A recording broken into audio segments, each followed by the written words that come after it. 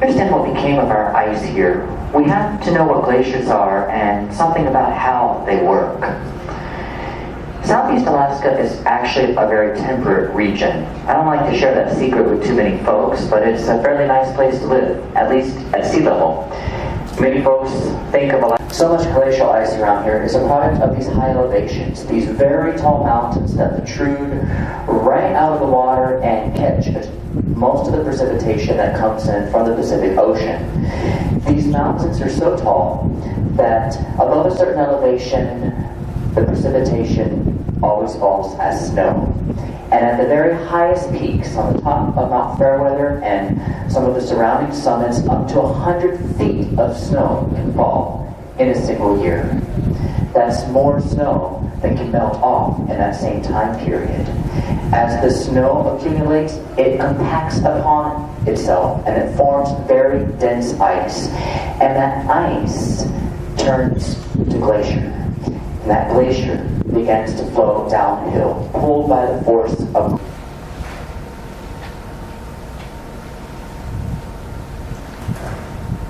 ice. They grind up the mountains into rock and powder.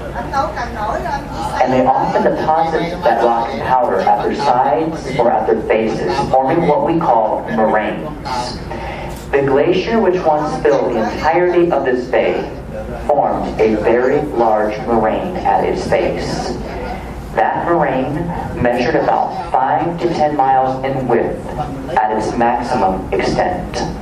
If you look at the back of your park brochure, you'll see a depiction of that moraine, and you'll notice that at one time, in the distant past, people were living on it.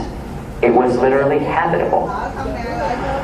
That moraine today corresponds to the shallow entrance of Glacier Bay, an area that was above the surface 300 in just about 5 microseconds. If you look off to the left-hand or port side of the vessel, the Lamplugh Glacier will come into view.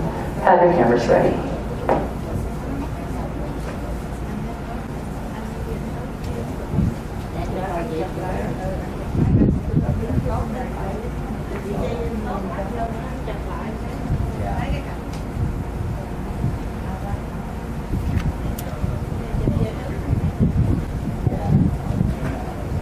Họ xe mặt lẫn mẫu.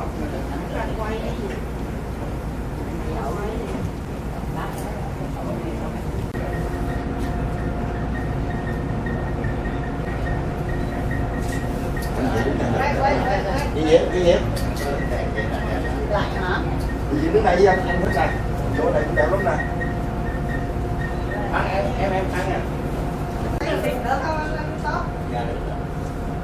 Đi thì các bạn tay cầm đường, tay sấy. Vậy cái tay gì sao? Đừng có cái lượt này làm tối tay, cái tay máy sấy,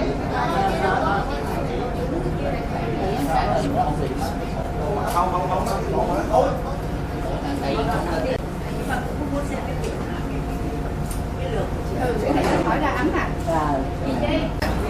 It's hard to believe it, but before the ice melted here, before it retreated back 65 miles, it staged one of the most rapid and most epic advances observed in all of human history. Cục nước đá tan nè, cục nước đá này lớn hơn chút nè. Đó.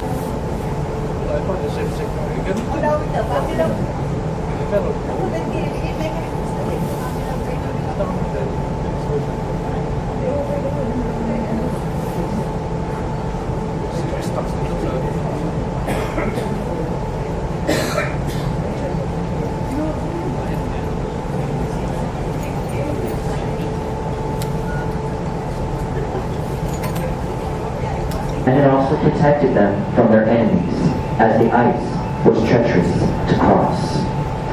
But around the year 1750, the glacier, which had provided so much to them, came forward and advanced over their villages.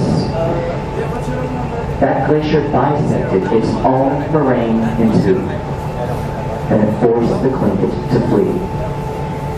In their folklore, they tell us that it came as fast as a dog can run. They got in their canoes and they fled what would someday become Glacier Bay. And the ice advanced and advanced, and eventually it broke past its moraine, making contact with the warmer waters of the Pacific Ocean. By the year 1780, its icy tongue stuck right out into Icy Strait, a waterway which you traversed just hours ago. And so, after centuries of being separated from the sea by its own moraine, it was at once in contact with warmer waters.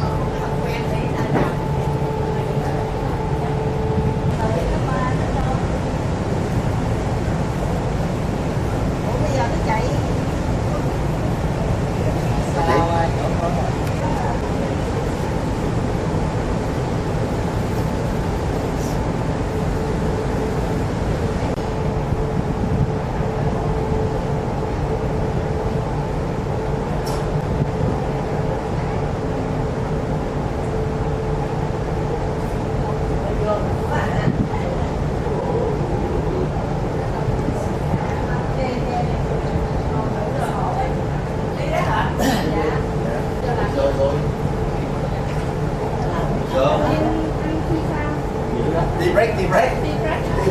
anh biết không, Anna nó Anna kìa mà đi chụp cái này nó rộng quá lắm á, tại vì trên nước tôi nước trà bạc.